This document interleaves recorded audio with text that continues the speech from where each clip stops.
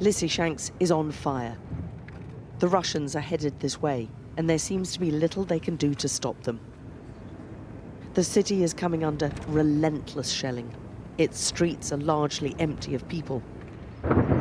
Those still here cower and emerge just to get supplies under constant explosions. Do you not get scared of those explosions? It's very scary, Yulia tells us. If something happens, we just have to rush inside, she says. There are families still here, all exhausted by this never-ending bombardment. It's a stalemate, Yelena says. 2 weeks before the war started, an old relative told me it's going to happen.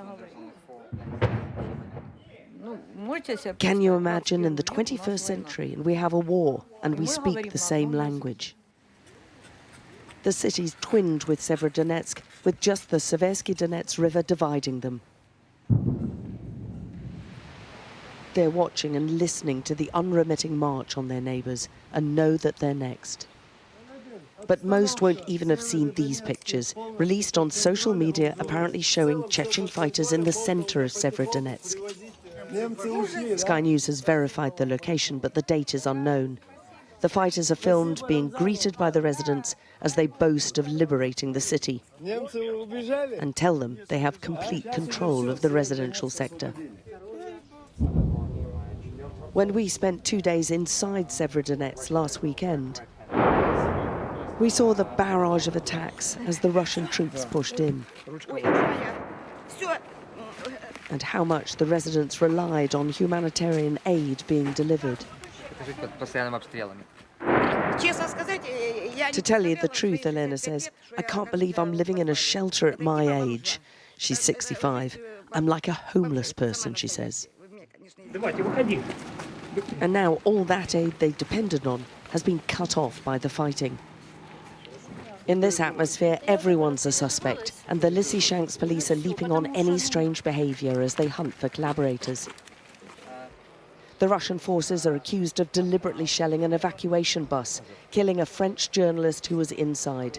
The police are building a dossier of potential war crimes. These people is murder. They're murderers. Murderers, yes, yes, of course. This is not war on front line. This is a war with civilian and without city and town, and destroyed all life. The Ukrainians seem unable to stop the Russians, who are advancing on 3 fronts in the Donbas. They're pushing on flanks in the south, east, and from the north towards here, the city of Slovyansk. There's been a dramatic uptick in attacks over the past 48 hours. Taking Slovyansk would be a huge symbolic victory for the Russians. It was first captured by pro-Kremlin fighters briefly in 2014, but then taken back by the Ukrainians. They don't want to lose it again. But this is an indication of just how savage the battle is in the Donbas.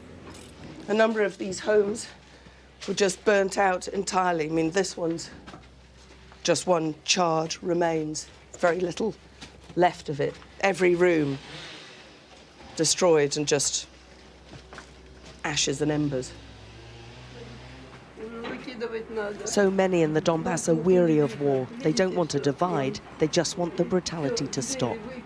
I just want peace, she says. I just want them to leave us alone.